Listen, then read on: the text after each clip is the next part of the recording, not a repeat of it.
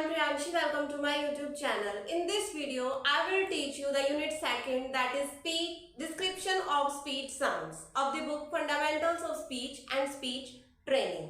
तो यूनिट 2 है ये description of the speech sound की। जो स्पीच साउंड्स अलग अलग होती हैं वो कौन कौन सी हैं, उनके क्लासिफिकेशन क्या क्या है, वही इस यूनिट में हम पढ़ेंगे। Let's start the video. Phonetics. Phonetics क्या होता है? Branch of linguistics that deals with the characteristics of speech sounds. Phonetics एक ब्रांच है लिंग्विस्टिक्स की जो ये स्टडी करती है कि क्या क्या विशेषताएं हैं किसी स्पीच साउंड की।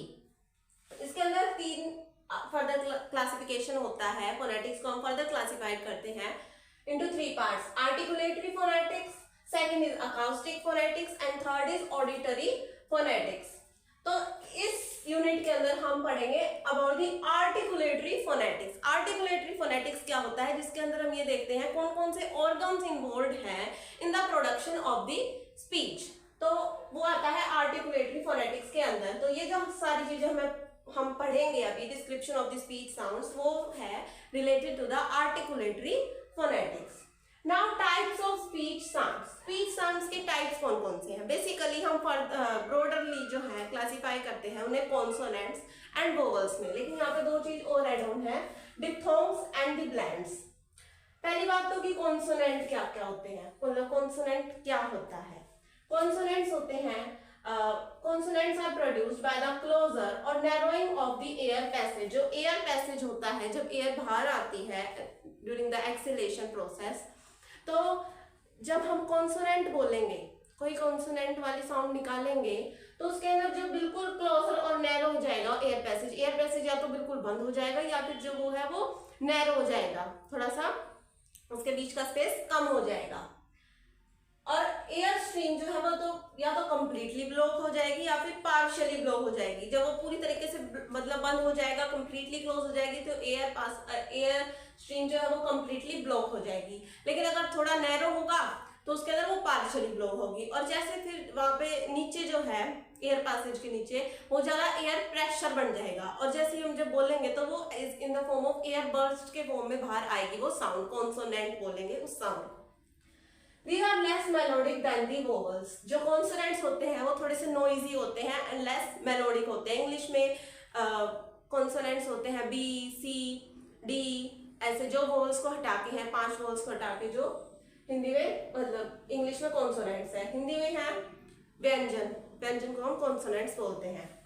Second is diphthongs. डिप्थोंग्स क्या होता है? डिप्थोंग्स होते हैं वोवल ही होते हैं। डिप्थोंग्स सारे टाइप ऑफ वोवल जिनकी क्वालिटी चेंज हो जाती है during the process of articulation. जब हम बोल रहे होते हैं आर्टिकुलेशन के दौरान जो उनकी क्वालिटी थोड़ी सी चेंज हो जाती है। फॉर एग्जाम्पल माई के अंदर जो वाई वर्ड साउंड कर रहा है वो ए आई के फॉर्म में कर रहा है माई के अंदर। और ऐसे ही अगर हम बोले ऑयल, ओ आई एल, तो ऑयल जो है वो डिप्थोंग है। एक वोवल से हम दूसरे वोवल पे जा रहे हैं, इस तरीके की साउंड आ रही है, उसको बोलते हैं हम diphthongs. Third is blends. Blends को हम क्लस्टर्स भी बोलते हैं। ब्लेंड्स क्या होता है? Combination of the 2 speech sounds. किसी 2 स्पीच साउंड्स का कॉम्बिनेशन होना कहलाता है ब्लेंड्स या फिर क्लस्टर। इसका एग्जांपल है T R in train. Train के अंदर जो टी आर वर्ड है वो एक ब्लेंड है, क्लस्टर है। ऐसे बी आर हो सकता है ब्रेन के अंदर, ब्राउन, तो बी आर भी एक क्लस्टर है। Next is vowel. वोवल क्या होता है? ए ई आई ओ यू इंग्लिश के अंदर होते हैं और हिंदी के अंदर हम इन्हें बोलते हैं स्वर। तो वोवल्स क्या होते हैं? ये प्रोड्यूस होते हैं by the unobstructed vocal tract. जो वोवल्स प्रोड्यूस होते हैं वो अनऑब्स्ट्रक्टेड वोकल ट्रैक्ट होते हैं। मतलब जैसे कॉन्सोनेंट्स के अंदर जो था एयर पैसेज ब्लॉक हो गया था, लेकिन वोवल्स के अंदर ऐसा नहीं होता है। वो वोकल ट्रैक्ट जो है वो एक दूसरे से दूर रहते हैं और तब साउंड प्रोड्यूस होते हैं। और ये जो होते हैं ये मेलोडिक होते हैं as compare to the consonants. इनकी जो क्वालिटी है वोवल्स की वो शेप ऑफ द कैविटी पे डिपेंड करती है कि अलग अलग वोवल्स की क्वालिटी कैसे होगी। भाई शेप ऑफ कैविटी के अंदर आएगा shape of nasal cavity, pharynx, oral cavity, तो इनकी क्वालिटी के ऊपर डिपेंड करती है वोवल्स, मतलब इनकी शेप पे डिपेंड करती है क्वालिटी ऑफ दी वोवल्स। तो ये थे 4 तरह के स्पीच साउंड्स। अब हम कॉन्सोनेंट्स और वोवल्स का क्लासिफिकेशन पढ़ेंगे कि कैसे कॉन्सोनेंट्स को और वोवल्स को क्लासिफाई किया गया है फर्दरली। तो पहले पढ़ते हैं what the classification of the consonants. इसको 3 बेसिस के ऊपर हम क्लासिफाई करते हैं। पहला तो है on the basis of the place of articulation, second on the basis of manner of articulation and third is voicing on the basis of voicing.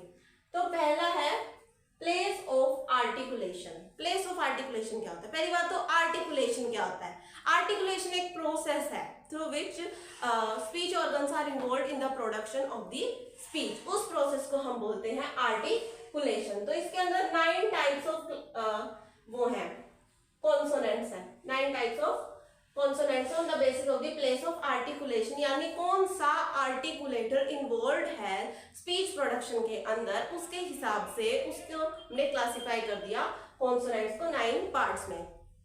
अब इनकी नेमिंग कैसे होती है? Naming of the basis of the place of articulation क्या होता है? टंग तो actively मतलब कि एक एक्टिव आर्टिकुलेटर है टंग।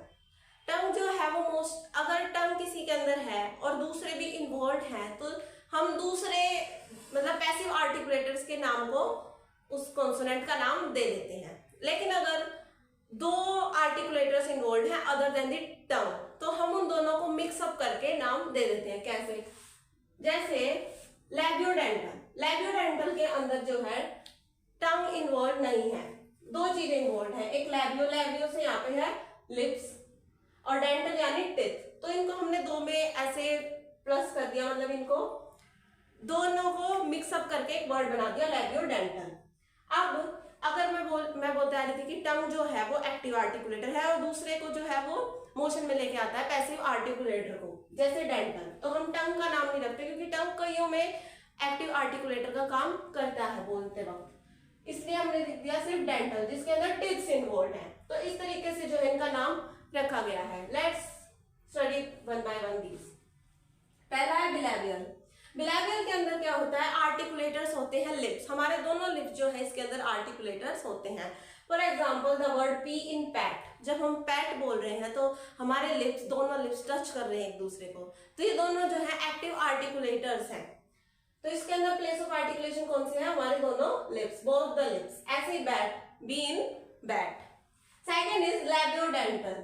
लैबियोडेंटल कॉन्सोनेंट्स कौन से होते हैं? वो होते हैं which are produced by the touching of the upper front teeth and the lower lip. जब अपर फ्रंट टीथ और लोअर लिप एक साथ मिलते हैं तब लैबियोडेंटल प्रोड्यूस होते हैं। कैसे?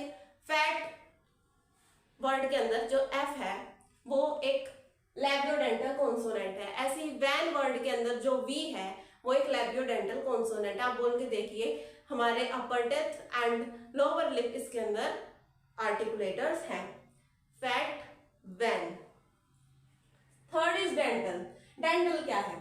जिसके अंदर प्लेस ऑफ आर्टिकुलेशन है tongue and the upper front teeth. Tongue and the upper front teeth, जो हमारे आगे के दांत है ऊपर वाले, और जो हमारी टंग है, हमारी जीभ है, वो जो जब आपस में टच करते हैं तो डेंटल कॉन्सोनेंट्स प्रोड्यूस होते हैं। फॉर एग्जाम्पल त इन तलवार एंड ध इन धोना, तो ये 2 डेंटल कॉन्सोनेंट्स हैं। Fourth is alveolar. एल्वियोलर होते हैं जब हमारी टंग एल्वियोलर रिज को टच करती है। एल्वियोलर रिज जो होता है, जो हमारे अपर फ्रंट टीथ, उसके जो बैक साइड के अंदर जो वो है गम्स हैं, उसको हम एल्वियोलर रिज बोलते हैं। तो जो हमारी टंग जो है जब एल्वियोलर रिज को टच करती है तो एल्वियोलर कॉन्सोनेंट्स निकलते हैं या प्रोड्यूस होते हैं। जैसे for example tab, T in tab and S in sip. Next is retroflex. Retroflex के अंदर क्या होता है? जब हमारी टंग जो है वो कर्ल होके, पहले तो ऊपर उठ के कर्ल होके centre of the hard palate को टच करती है, तो जो है रेट्रोफ्लेक्स कॉन्सोनेंट्स प्रोड्यूस होते हैं। इसके एग्जाम्पल है टोपी, टी जो है टोपी, ट इन टोपी, ड इन डमरू। आप बोल के देखिए, आपको फील होगा हमारी हार्ड पैलेट को जो हमारी टंग है वो टच कर रही है। Next is palatal. पैलेटल के अंदर क्या होता है? जब हमारी टंग हार्ड पैलेट को टच करती है, इसके अंदर तो centre of the hard palate को टच करती है, इसके अंदर सिर्फ हार्ड पैलेट को टच करती है वो। जब for example by in yes and rush, S H, rush, ये जो 2 वर्ड्स हैं ये example of the palatal consonants, by in yes and rush के अंदर S H. Next is velar. Velar के अंदर क्या होता है, जो हमारी टंग सॉफ्ट पैलेट को टच करती है, हार्ड पैलेट के साइड में होता है सॉफ्ट पैलेट। फॉर एग्जांपल के in car, ji in go and घ इन घर, ये है वेलर कॉन्सोनेंट्स। जो हमारी टंग वेलम सॉफ्ट पैलेट को टच करती है। Next is uvular. इसके अंदर क्या होता है, जो हमारी टंग होती है वो extreme position of the velum को टच करती है। वेलम के पीछे एक वो होता है जिसको बोलते हैं यूला, उसको टच करती है, तब यूलर कॉन्सोनेंट जो है वो प्रोड्यूस होते हैं। नेक्स्ट है ग्लोटल। ग्लोटल के अंदर जो होता है वो वोकल फोल्ड्स, जो दो वोकल फोल्ड्स होते हैं हमारे, वहां से साउंड निकलती है। वोकल फोल्ड्स के बीच का एक स्पेस होता है ग्लोटिस। जब वो ग्लोटिस बिल्कुल थोड़ा सा कम हो जाता है, जैसे हमने पढ़ाई था कि कॉन्सोनेंट जो है वो blocking of the air passage से प्रोड्यूस होते हैं, तो वो बिल्कुल थोड़ा सा नैरो हो जाता है वो ग्लोटिस, तब ग्लोटल कॉन्सोनेंट्स निकलते हैं या प्रोड्यूस होते हैं। फॉर एग्जाम्पल हाई, एच जो वर्ड है हाई के अंदर वो ग्लोटल कॉन्सोनेंट है। तो ये 9 तरीके के कॉन्सोनेंट्स थे on the basis of the place of articulation. Next we have classified consonants on the basis of manner of articulation. अब articulation कैसे हो रहा है, कैसे जो साउंड है वो कितनी ब्लॉक हो रही है या कैसे साउंड जो है वो बाहर निकल रही है, तो उस बेसिस के ऊपर हमने कॉन्सोनेंट को डिवाइड किया है 7 पार्ट्स में। पहला है स्टॉप्स और प्लोसिव्स। स्टॉप्स और प्लोसिव्स के अंदर क्या होता है, जो एयर पासेज होता है वो बिल्कुल ब्लॉक हो जाता है, जो वोकल फोल्ड्स होते हैं वो बिल्कुल एक दूसरे के पास आ जाते हैं और बिल्कुल ही ऑब्स्ट्रक्ट या मतलब कि बिल्कुल ही ब्लॉक कर देते हैं एयर पासेज को। और फिर जो पीरियड होता है, जितने पीरियड तक वो बंद रहता है वो वोकल फोल्ड मतलब एयर पासेज, वो है 50 to 60 मिली सेकेंड्स का एक पीरियड होता है, इतनी देर वो बंद रहता है।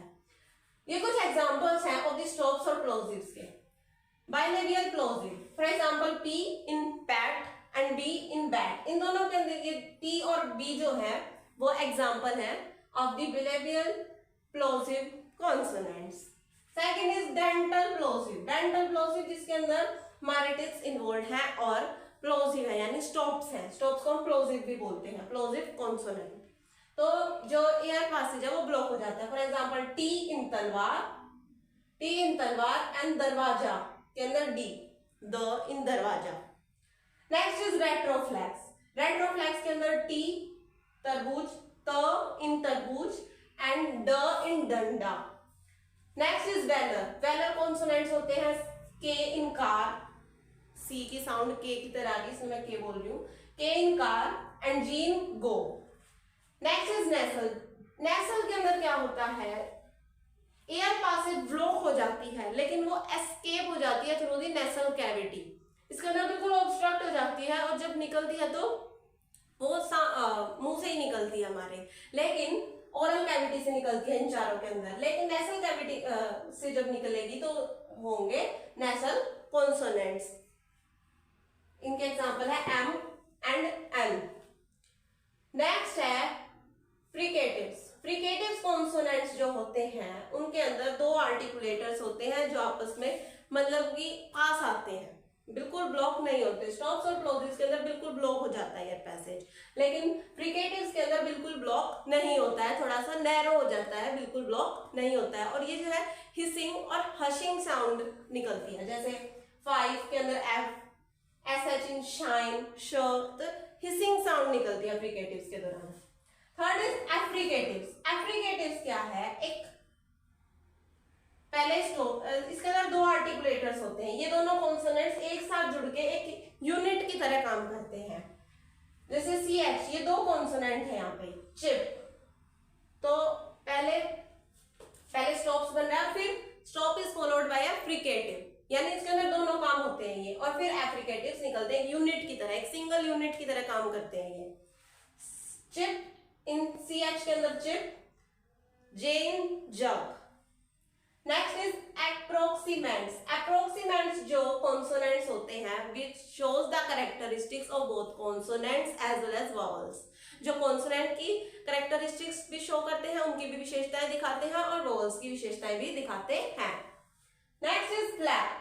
फ्लैप होता है टैप, फ्लैप को टैप भी बोलते हैं। ये एक तरीके के स्टॉप्स ही होते हैं, पर इनका जो पीरियड होता है, जो एयर पासेज की ब्लॉकिंग का जो पीरियड होता है उसे ऑक्यूलेशन पीरियड बोलते हैं, वो 10 to 20 मिली सेकेंड्स तक का ही रहता है। लेकिन स्टॉप्स में कितना था, 50 to 60 मिली सेकेंड्स था। लेकिन फ्लैप और टैप के, फ्लैप या टैप कुछ भी कह लो, उनके अंदर जो है वो 10 to 20 मिली सेकेंड्स का गैप होता है, मतलब स्टॉप होता है।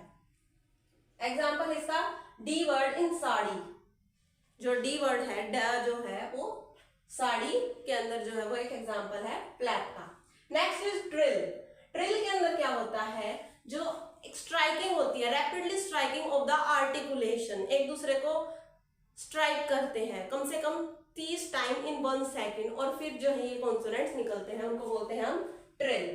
Next is semi vowels. Semi vowels क्या होते हैं, ग्लाइड साउंड भी बोलते हैं इन्हें। जब एक one articulation move from one position to the another, जब वो से ग्लाइड करता है, इसलिए इनको सेमी वोवल्स बोलते हैं। फॉर एग्जांपल याद, याद, एंड वाहन, W in वाहन, Y in याद एंड W in वाहन। तो ये थे on the basis of the manner of articulation.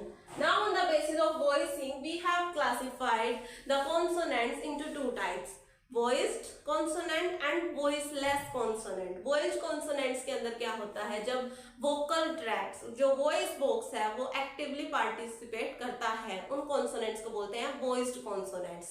और voiceless consonants के अंदर जो vocal tract है, larynx box है, वो larynx है वो actively participate नहीं करता है, उसको बोलते हैं voiceless consonants। तो ये थे classification of the consonants. Now we will study about the classification of the vowels. Vowels को भी 3 तरीके से हम डिवाइड करते हैं, 3 तरीके से। कैसे कैसे? पहला है part of the tongue raised, कौन सा पार्ट है जो हमारी टंग का रेज होता है, उसके हिसाब से कैसे वोवल्स को डिवाइड किया जाता है, एक तो ये हो गया। Second, height of the raised tongue, जब हमारी टंग उठ रही है, हमारी जीभ जो उठ रही है, उसकी हाइट कितनी है, उसके हिसाब से हम वोवल्स को डिवाइड करते हैं। Third is on the position of lips, हमारी जब हम आर्टिकुलेशन कर रहे हैं, तो मतलब स्पीच प्रोड्यूस कर रहे हैं, तो हमारे लिप्स की कैसी पोजीशन है, उसके हिसाब से हम क्लासिफाई करते हैं वोवल्स को। तो एक एक करके इनको देखते हैं। First is on the basis of the part of tongue raised, कौन सा पार्ट है हमारी टंग का जो रेज हो रहा है। क्लासिफाई किया गया front vowels, centre vowels and back vowels. Front vowels के अंदर आते हैं जब हमारी टंग का फ्रंट पार्ट रेज होता है, जैसे आई इन ईक, ईक के अंदर हमारी जो टंग है, हमारी जीभ है, उसका फ्रंट पार्ट जो सबसे पहला पार्ट है वो उठ रहा है। ई इन इमली एंड ए इन एक, तो ये जो है फ्रंट वोवल्स होते हैं। Next is centre vowels. Central vowels के अंदर जो हमारा सेंटर पार्ट है टंग का वो रेज होता है। फॉर एग्जांपल अ इन अपना एंड आम के अंदर आ और ए जो है वो सेंटर पार्ट उठता है टंग का, इसलिए इनको सेंटर वोवल्स बोलते हैं।